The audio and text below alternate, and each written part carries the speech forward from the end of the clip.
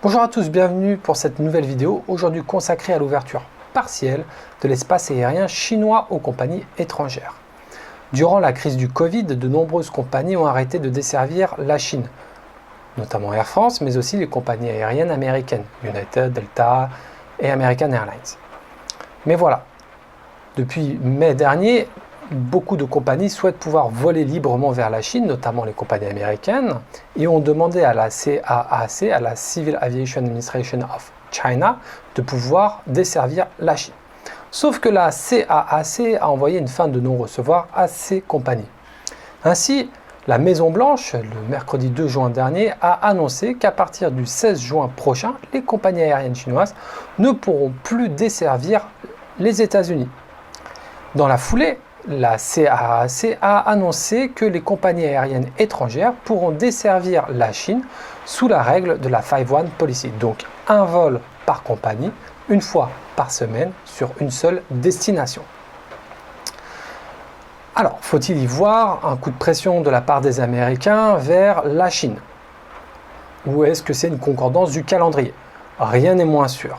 En tout cas, l'ouverture de la Chine semble indispensable.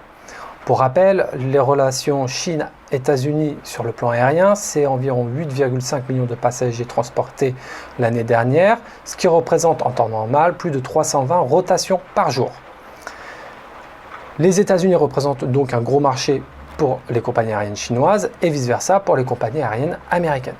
De plus, de nombreux Chinois résidant à l'étranger, notamment les étudiants chinois, souhaitent revenir en Chine.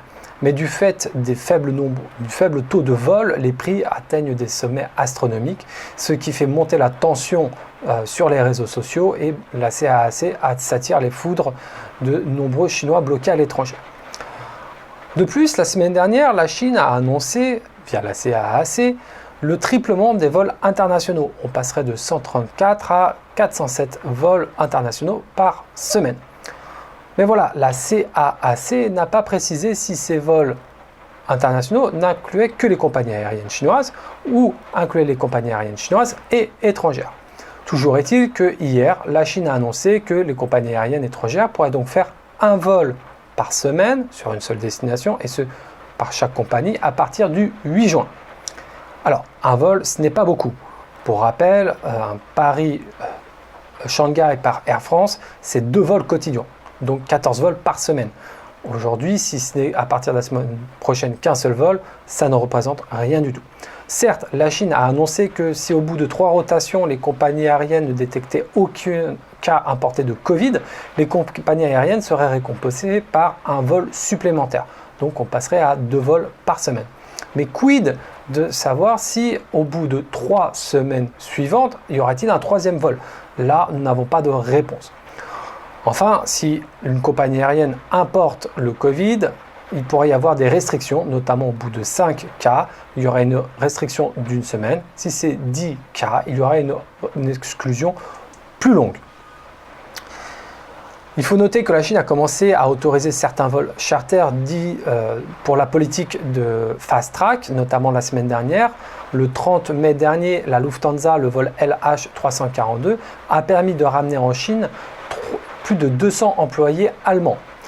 Alors, sur le lot, hélas, il y avait un détenteur du Covid. De ce fait, ça a été case quarantaine pour tout le monde et non une quarantaine de 2 semaines, une quarantaine de 2 semaines strictes au lieu des 3 jours annoncés. Alors voilà, qu'en est-il de cette quarantaine? Est-ce que les passagers devront faire une quarantaine de 14 jours à leur arrivée en Chine? Ou est-ce que ce sera une quarantaine de 3 jours avec test du Covid une fois arrivé? Pour rappel, les quarantaines imposées en Chine sont payantes, sont aux propres frais du passager. Qu'en est-il aussi des visas? Là encore, nous n'avons aucune information. Pour rappel, la Chine a suspendu toute délivrance de visas. Encore beaucoup de questions qui restent sans réponse. Voilà, j'espère que cette vidéo aura pu répondre à certaines questions, mais elle en pose beaucoup et j'espère pouvoir y répondre très prochainement. Restez à l'écoute, n'hésitez pas à me poser des questions en commentaire. Je vous souhaite une excellente fin de journée et un très bon week-end. À très bientôt.